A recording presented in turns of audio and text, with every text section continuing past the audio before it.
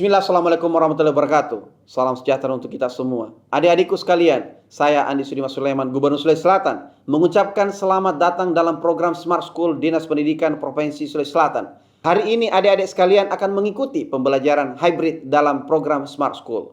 Aplikasi Smart School adalah sebuah pendekatan dengan tetap mengedepankan sebuah pendidikan dengan digital approaching untuk kemudian mengedepankan kualitas dan mutu pendidikan yang diterima siswa secara seragam di seluruh wilayah Sulawesi Selatan termasuk di pelosok-pelosok. Program ini bukan hanya memberikan kepada adik-adik sekalian pengalaman belajar yang baru, namun juga memberikan fasilitas kebutuhan dengan fitur bermanfaat seperti rekaman video pembelajaran yang dapat diulang, trik-trik penyelesaian soal, ujian-ujian serta sarana konsultasi pembelajaran dari guru-guru terbaik di Sulawesi Selatan.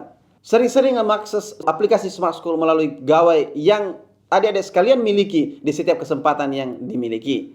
Untuk seluruh adik-adikku sekalian yang saya cintai, saya banggakan, selamat belajar dan semoga ilmu yang didapatkan bermanfaat untuk menambah pengetahuan pendidikan adik-adik sekalian. Salam kita pada salam. Assalamualaikum warahmatullahi wabarakatuh. Salam sejahtera untuk kita semua.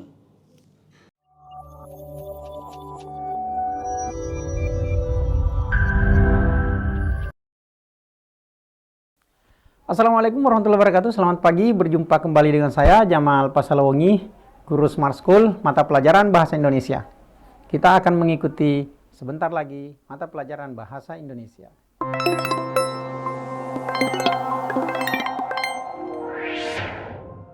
Baik, anak-anakku dimanapun berada, selamat pagi untuk kita semua.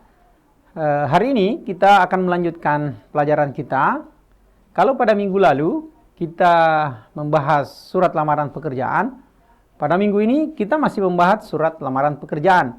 Hanya pada minggu sebelumnya itu kita berbicara tentang struktur surat lamaran pekerjaan. Sekarang kita akan belajar surat lamaran pekerjaan pada kaidah kebahasaannya. Nah, ini dia. Jadi hari ini kita mencoba akan agar peserta didik dapat memformulasikan unsur kebahasaan surat lamaran pekerjaan. Nah, jadi yang akan kita capai pada kesempatan ini adalah anak-anakku sekalian itu dapat memformulasikan unsur kebahasaan surat lamaran pekerjaan. Jadi kalau sebelumnya itu kita membahas hal-hal yang berkaitan dengan struktur dari surat lamaran pekerjaan, sekarang kita akan mencoba melihat seperti apa sebenarnya kaidah kebahasaan dari surat lamaran pekerjaan. Nah, seperti apa sebenarnya kaidah kebahasaan surat lamaran pekerjaan? Kita akan melihat bahwa ternyata yang pertama itu adalah ragam bahasa baku. Nanti saya akan menjelaskan seperti apa ragam bahasa baku dalam hal ini. Kemudian yang kedua adalah kata ganti orang pertama tunggal. Yang ketiga itu kata sapaan orang kedua. Yang keempat kalimat bertujuan. Yang kelima ungkapan rasa ketertarikan. Yang keenam kalimat perincian. Yang ketujuh kalimat persuasif. Nah, inilah ketujuh kaidah kebahasaan dari surat lamaran pekerjaan. Apa sih sebenarnya yang dimaksud dengan kaidah kebahasaan? Jadi kaidah kebahasaan itu adalah kalau kita sudah mengetahui struktur dari surat lamaran pekerjaan, maka di dalam surat lamaran pekerjaan itu ada kalimat-kalimat yang kemudian kita bahasakan sebagai sebuah surat yang akan kita kirimkan kepada instansi atau perusahaan. Nah, kalau kita mengirim surat, tentu di dalamnya harus ada kata-kata atau bahasa-bahasa atau kalimat-kalimat yang memungkinkan ketertarikan dari pihak yang akan menerima surat kita itu. Kalau sudah sesuai strukturnya, maka bagaimana dengan bahasanya? Ya, bagaimana dengan bahasa yang ada di dalam surat itu? Ya, inilah yang akan kita lihat. Ternyata di dalam surat biasanya ada ragam bahasa baku. Ya, bukan biasanya. Di dalam surat kita memang harus menggunakan ragam bahasa baku. Karena ini surat yang bersifat resmi yang akan disampaikan kepada instansi atau perusahaan yang akan kita tuju. Kemudian di dalam surat lamaran pekerjaan itu pasti menggunakan kata ganti orang pertama tunggal. Nah, kemudian di dalam surat lamaran ada sapaan, ada kalimat bertujuan, ada ungkapan rasa ketertarikan, kalimat perincian, dan persuasif. Inilah unsur yang kemudian kita namai dengan kaidah kebahasaan yang ada di dalam surat lamaran pekerjaan. Mari kita lihat satu persatu. Nah, ketika berbicara tentang bahasa baku, tentu anak-anakku sudah tahu, kalian sudah paham semua bahwa bahasa baku itu lawannya adalah bahasa yang tidak baku. Banyak hal yang kita sudah tulis, yang kita ucapkan, biasanya karena kebiasaan, itu kita tidak menyadari bahwa itu sebenarnya tidak baku. Ya, contohlah misalnya kita membeli tiket. Kalau kita membeli tiket biasanya kita apa? Kita mengantri ya. Nah, kata-kata antri itu tidak baku. Tapi biasa kita gunakan, ya, bahkan ditulis. Silahkan antri. Padahal yang benar itu adalah antre. Ya, tulisannya antre. Begitu pula misalnya dengan kata-kata apotik, apotek. Nah, tentu kalian sudah paham bahwa yang benar itu adalah apotek. Tetapi yang tertulis di sana, yang tertulis di situ masih banyak apotik. Ya. Terus kemudian ada kata praktik, praktek. Terus mana yang baku? Nah, di sana masih ada praktek dokter, ya, praktek dokter, ya kan? Seperti itu. Nah, di sana ternyata tidak, yang benar itu adalah kata praktik. Tapi tidak ada yang menulis di situ praktik dokter, praktik dokter. Nah, mungkin ada satu dua. Nah, inilah yang biasa kita temukan di tengah-tengah masyarakat kita, bahwa ternyata ada yang biasa kita tulis, ada yang biasa kita lihat, ternyata itu tidak baku. Nah, di mana kita merujukkan sesuatu yang baku itu, maka kita merujukkan ke KBBI, Kamus Besar Bahasa Indonesia, untuk melihat itu baku atau tidak. Ya, lihat saja KBBI. Nah, silakan anak-anakku mengunduh KBBI, ya, di gawainya masing-masing, karena itu penting. Ketika ada yang bertanya, misalnya, ini baku tidak? Ini kata fotokopi baku tidak? Yang mana ini? Nah, maka kita tinggal lihat di KBBI. Nah, jadi bahasa baku itu adalah bahasa yang penulisan dan pengucapannya sesuai dengan kaidah yang ditentukan di dalam KBBI. Nah, itu. Jadi, kalau di dalam surat lamaran pekerjaan itu paling banyak, misalnya kita dapati, ini hanya contohnya, misalnya kata fotokopi, ya, pas foto, kan, seperti itu. Nah, kita harus menulis yang benarnya, cari yang mana bakunya. Atau misalnya kata yang terhormat, ya, TH, disingkat. Nah, atau gelar. Nah, gelar, contoh seperti ini. Kalau gelar, biasanya contoh, kita menulis Amir. Amir, SPD, titik, koma, M, PD. Jangan lupa titiknya. Nah, ini yang benar. Nah, itu. Jadi penulisan gelar, penulisan gelar di dalam surat lamaran pekerjaan itu selalu kita dapatkan di sana. Nah, karena itu kita harus hati-hati. Misalnya ya TH, ya, terus kemudian DLL, titik, AN, 2 titiknya, ini 1 titiknya. Nah, di mana kita dapatkan seperti ini ya? Kita bisa dapatkan semua di dalam kamus dan ejaan yang disempurnakan. Atau kita singkat sekarang dengan EYD. Nah, ini. Nah, semuanya bisa kita dapati di sini. Kalau kita membahas tentang bahasa baku. Nah, itu. Penggunaan tanda titik, koma, dan seterusnya itu bisa kita dapati di sini. Nah, jadi kaidah kebahasaan yang pertama itu adalah bahasa baku. Jadi kalau kita mengirim surat lamaran pekerjaan, kita harus mengetahui semua yang baku di dalamnya. Jangan sampai ada kata-kata yang tidak baku yang kemudian menyebabkan surat lamaran kita itu kemudian ditolak. Jadi hati-hati. Ini yang pertama. Oke, kemudian yang kedua, Kata ganti orang pertama tunggal. Ya, kalau karena kita menulis surat lamaran pekerjaan dan dikirimkan kepada instansi, ya maka sifatnya resmi. Walaupun misalnya itu adalah surat yang kita tulis secara pribadi, tetapi sifatnya resmi. Karena itu, kata-kata saya itu tidak boleh diganti dengan kami. Kami itu bermakna beberapa orang yang kemudian menulis surat. Yang menulis surat siapa? Saya. Nah, kata ganti orang pertama tunggal kan ada aku. Kenapa aku tidak digunakan? Ya, di dalam penulisan surat, nah itu ada kaidah kesopanan nanti yang harus kita tampilkan juga. Karena kalau misalnya kalau pakai kata aku, tampaknya kurang sopan. Ya, kata aku itu di dalam penggunaannya secara konteks itu banyak digunakan di dalam karya-karya yang sifatnya fiksi, ya. Misalnya di dalam cerpen atau karya fiksi lainnya. Nah, itu. Oke, kita lanjutkan. Ada kata sapaan orang kedua. Ya, yang mana itu atas perhatian Bapak atau Ibu pimpinan, saya ucapkan terima kasih. Jadi, mungkin kalian sudah paham yang dimaksud dengan kata sapaan. Kata sapaan itu ketika kita menyapa seseorang, ya, orang itu punya nama, tetapi kita kemudian menyapanya dengan ibu. Kata ibu itu punya nama, bapak itu punya nama. Karena itu, ketika kita menulis sapaan,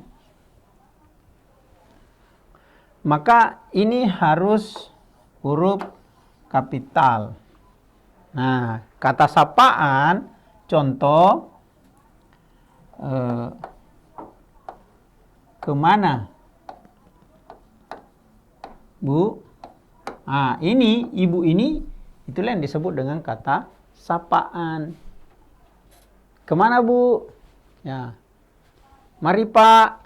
Dan seterusnya itu adalah kata sapaan. Dan itu harus huruf kapital.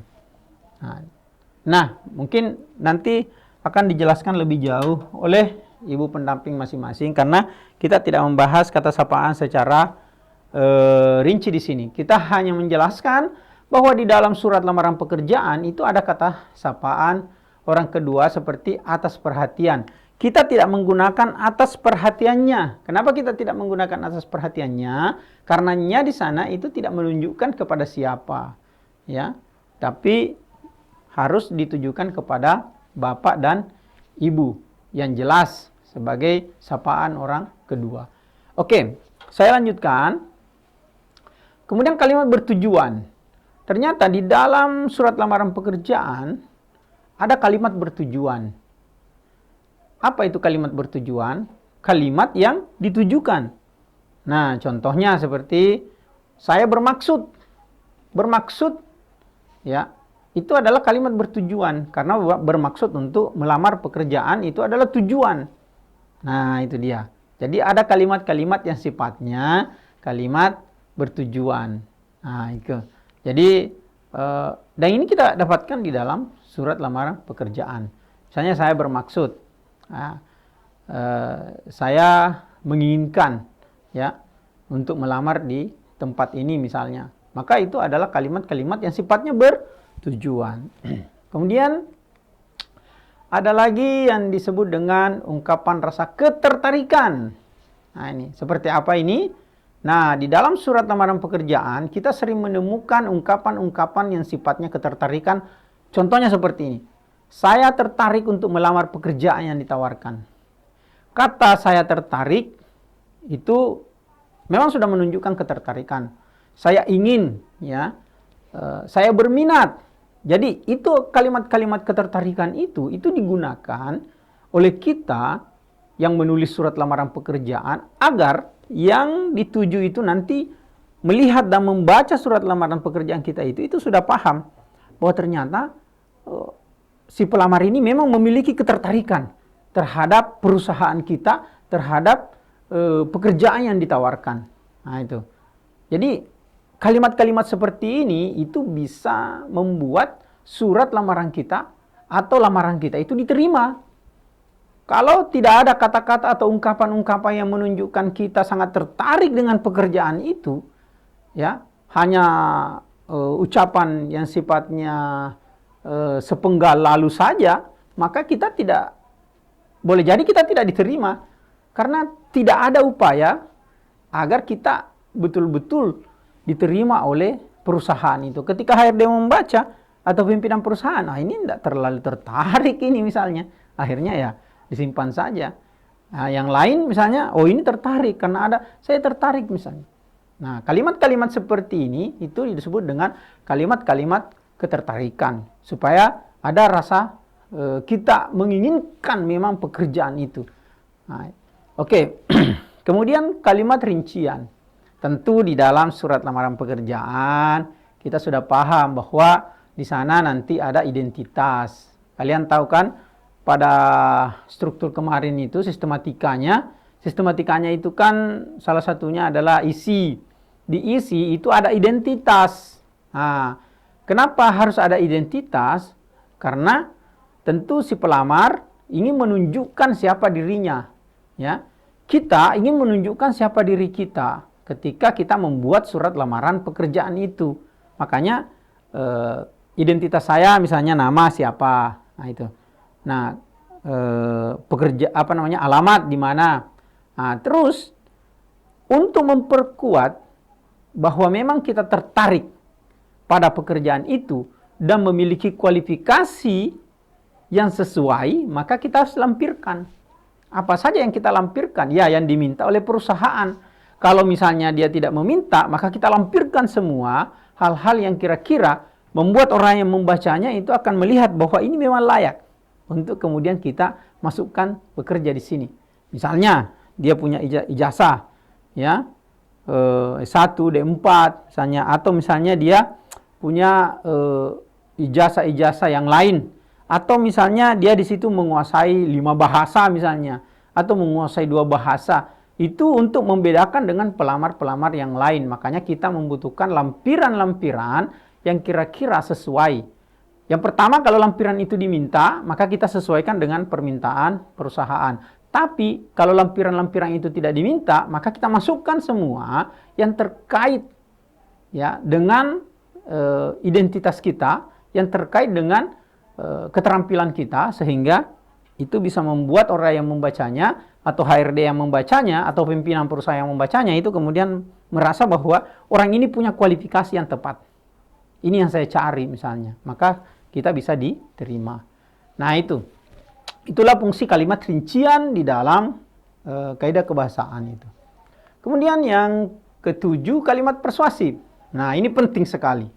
Kenapa penting? Karena kita sedang, dalam istilah kasarnya mungkin kita sedang merayu, ya, atau menginginkan sekali supaya orang yang kemudian membaca, pimpinan HRD yang kemudian membaca surat lamaran kita itu kemudian tertarik kepada kita. Sesudah melihat kalimat identitas kita, melihat profil kita, maka ada kalimat persuasif. Kalimat persuasif inilah yang kemudian sifatnya akan menarik dia. Ya. Besar harapan saya, itu adalah kalimat persuasif yang membuat yang membacanya terpengaruh. Ya. Kalimat persuasif itu kan kalimat yang mempengaruhi. Ini kan yang biasa kita dapatkan di iklan-iklan. Jadi ketika membaca surat kita, maka orang yang membacanya itu kemudian terpengaruh. Ya, besar harapan saya, berarti orang ini memang menginginkan betul untuk bekerja di sini. Apabila dikehendaki, saya bersedia untuk mengikuti wawancara misalnya. Jadi orang yang membacanya kemudian, orang ini bersungguh-sungguh ini. Orang ini bersungguh-sungguh. Nah, itulah yang harus ada di dalam surat lamaran pekerjaan, khususnya pada kaidah kebahasaan. Ya, jadi pada kaidah kebahasaan itu perlu diingat, anak-anak sekalian, bahwa ternyata kan begini, surat itu hanya lembaran yang kemudian dikirim. Tapi ingat, surat itu yang akan mewakili kita sebagai penulisnya. Maka apapun yang kita tuliskan di surat itu, itulah yang kemudian menjadi citra diri kita di sana. Jadi ketika ada orang yang kemudian membaca surat kita, maka dia akan mengatakan, orang ini misalnya tidak tertarik di perusahaan ini. Dia hanya menjadikan ini sebagai batu loncatan. Orang ini tertarik sekali karena dalam suratnya dia mengatakan seperti ini. Jadi surat itu mewakili diri kita. Maka perbaikilah kaidah kebahasaan di dalam surat lamaran pekerjaan agar kita nanti bisa diterima kalau misalnya ingin mendaftar di sebuah instansi atau di sebuah perusahaan. Nah, itu. Oke. Baik, inilah kaidah kebahasaan. Nah, ada juga seperti ini. Bahwa di dalam menulis surat, karena tadi saya katakan bahwa surat itu mewakili diri kita, ya, secara psikologis itu akan mewakili diri kita, maka ketentuan dalam menulis surat lamaran pekerjaan itu harus kita perhatikan betul-betul. Harus kita perhatikan. Kenapa? Karena kalau kita tidak perhatikan ketentuan-ketentuan itu, maka boleh jadi ya, perusahaan, HRD yang membacanya, pimpinan yang kemudian membaca atau memeriksa surat lamaran itu kemudian tidak tertarik kepada kita. Nah, itu. Karena itu ada beberapa ketentuan yang harus kita perhatikan ketika menulis surat lamaran pekerjaan ini. Misalnya, yang pertama adalah menggunakan bentuk surat yang standar. Apa itu surat yang standar?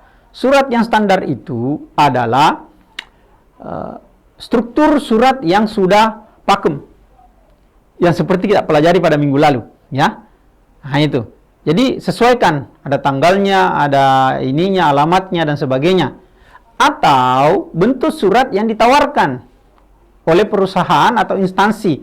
Misalnya bagi mereka yang akan melamar di tempat ini, maka harus mengunduh surat, bentuk surat lamaran pekerjaan. Nah, itu juga merupakan bentuk standar yang diberikan oleh perusahaan atau instansi. Tetapi kalau tidak ada seperti itu, maka kita harus menggunakan bentuk yang standar yang pernah kita pelajari pada minggu lalu itu, bahwa surat lamaran pekerjaan itu harus seperti ini, seperti ini, terutama kaidah kebahasaannya, supaya siapa tadi yang membacanya kemudian tertarik menerima kita untuk berada di pekerjaan yang ditawarkan.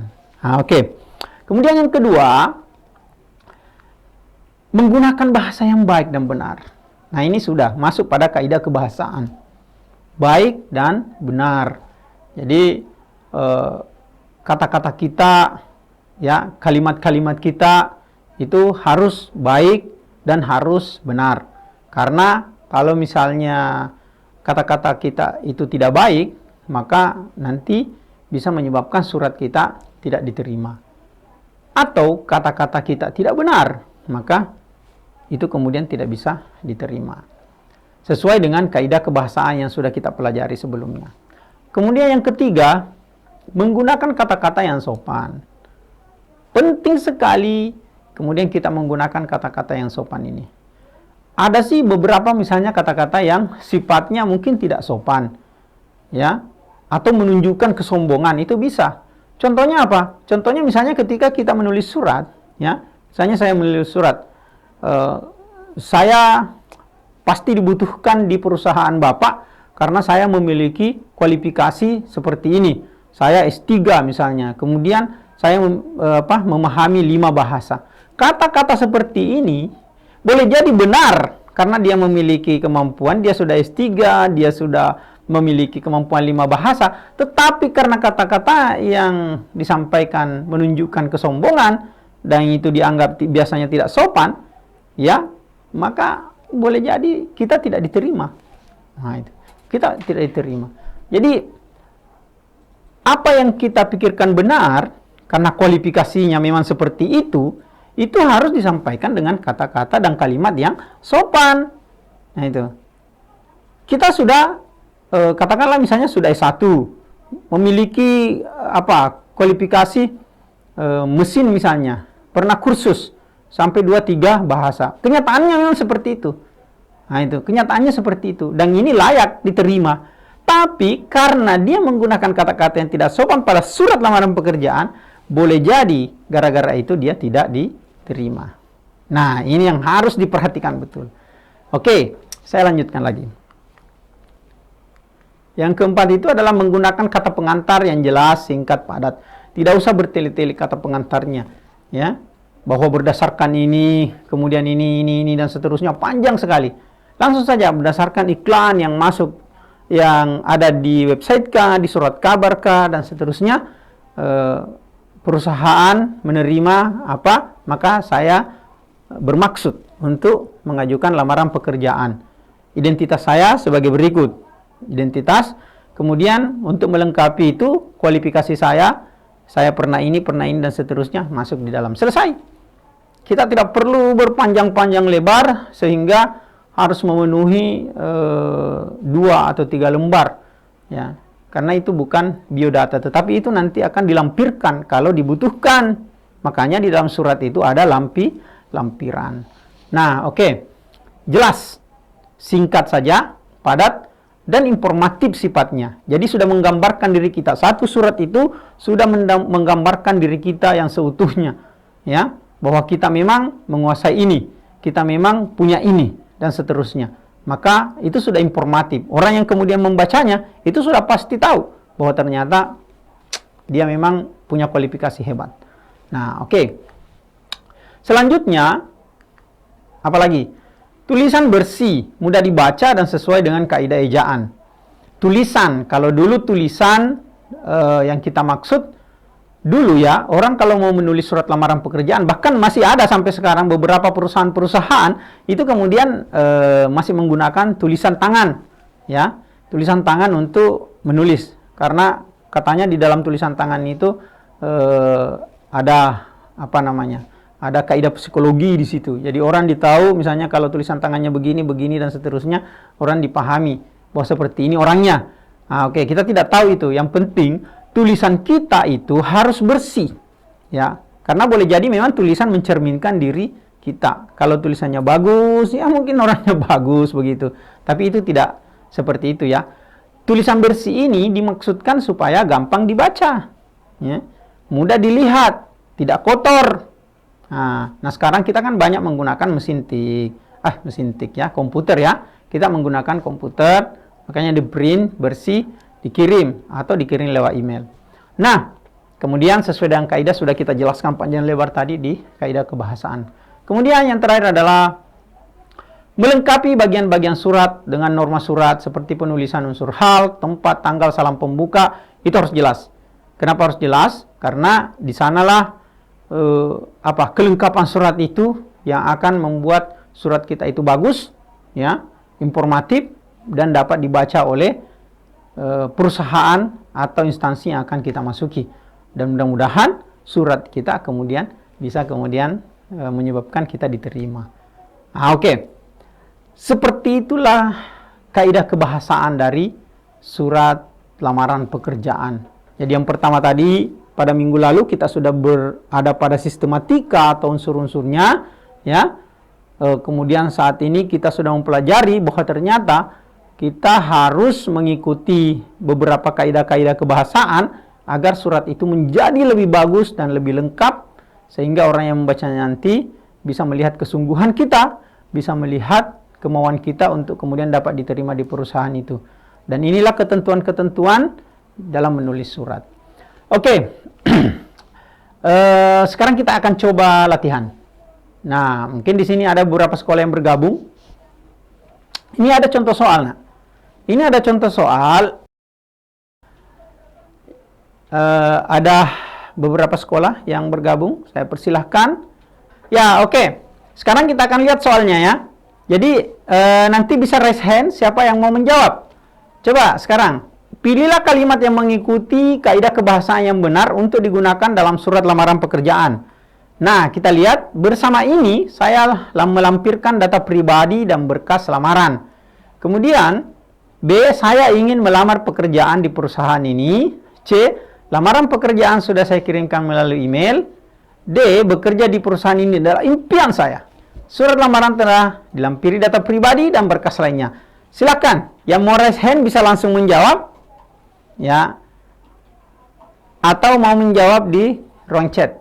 Ya, silakan. Ada dari sekolah mana yang mau menjawab langsung? Bisa mengangkat tangannya, raise hand. Fasilitas raise hand. Angkat tangan di Zoom. Oh ya, ada. Ini dari SMA 4 Takalar. Ya, oke. Silakan SMA 4 Takalar. Luar biasa. Oke, terima kasih. Luar biasa. Tepuk tangan untuk SMA 4 Takalar. Ya, terima kasih. Kita lihat sebentar jawabannya. Kita akan melihat lagi di ruang chatnya. Ada beberapa sekolah. Oh, atau masih ada sekolah yang ini. SMA 18 Bone. Jawabannya adalah ini 10. 5 ya.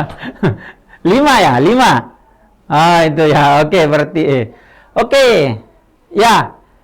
Ya, oke, sudah. Terima kasih banyak. Terima kasih banyak dari SMA 18 Bone. Di Rancet juga dari SMA 7 Goa, Milia A, 11 Pangkepa, kemudian ada SMA dari Bone tadi.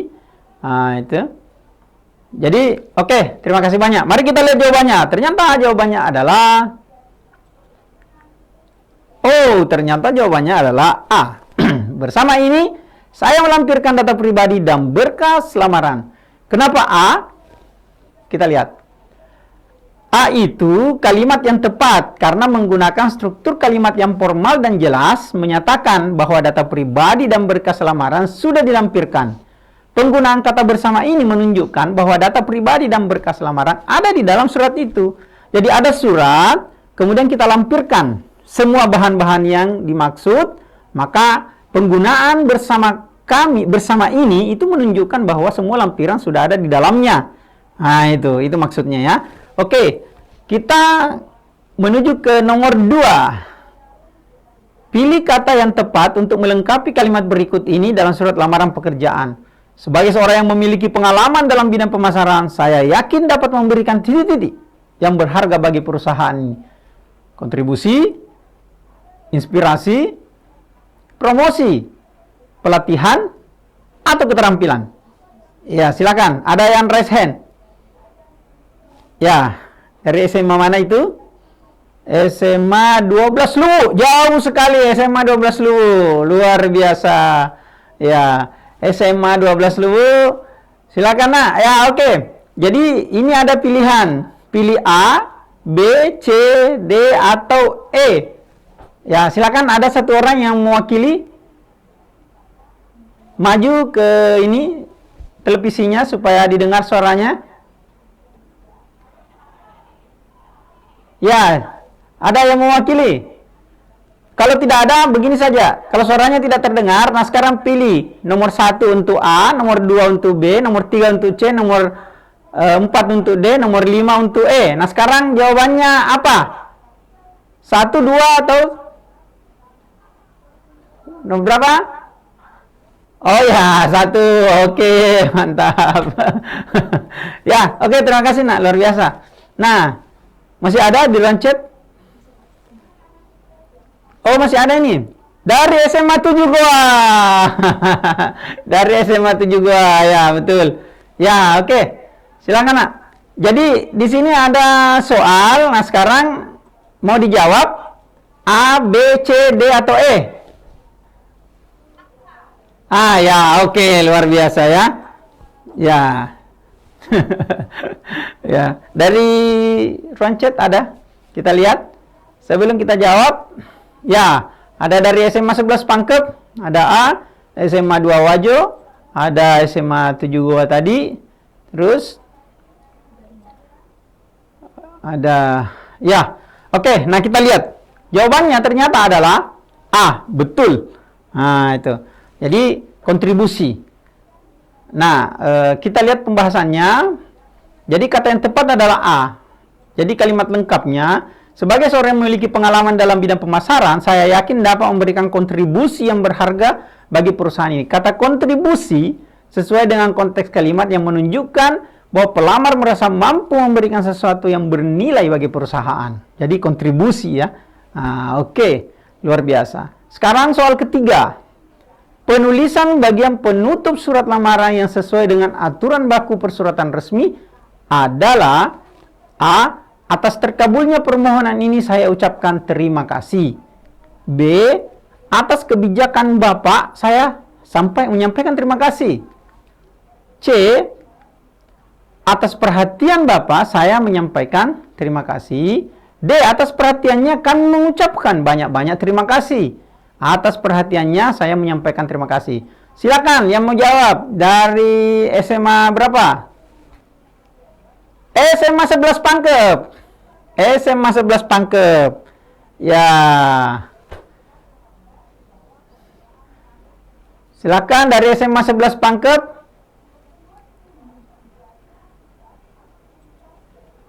Ini kayaknya pakai HP. Ya, silakan didekatkan. Jadi oh ya, oke. Ya, terima kasih. Salam sama Ibu Guru ya. Nah, itu. Oke, masih ada dari sekolah lain? Dari SMA 11 Pangkep tadi jawabannya adalah C. Kita dengarkan jawaban dari SMA 12 Lu. Raise hand, silakan. Ini yang ya, oke, luar biasa. Nah, sekarang jawabannya A, B, C, D atau E. Ya, kalau misalnya nomor 1 A, nomor 2 B, nomor 3 C, nomor 4 D. Berapa itu? 6? Ya, jangan dua naik tangannya jadi 6. Ya, maksudnya adalah 3 berarti C. Iya. Oke, jadi jawaban yang benar adalah oh, ternyata jawaban yang benar adalah C. Atas perhatian Bapak, saya menyampaikan terima kasih. Kenapa? Mari kita dengarkan pembahasannya. Atas perhatian Bapak, saya menyampaikan terima kasih. Penggunaannya sebagai kata ganti orang ketiga itu tidak logis. Karena yang diajak berkomunikasi melalui surat adalah orang kedua. Nya juga di situ tidak menunjukkan siapa.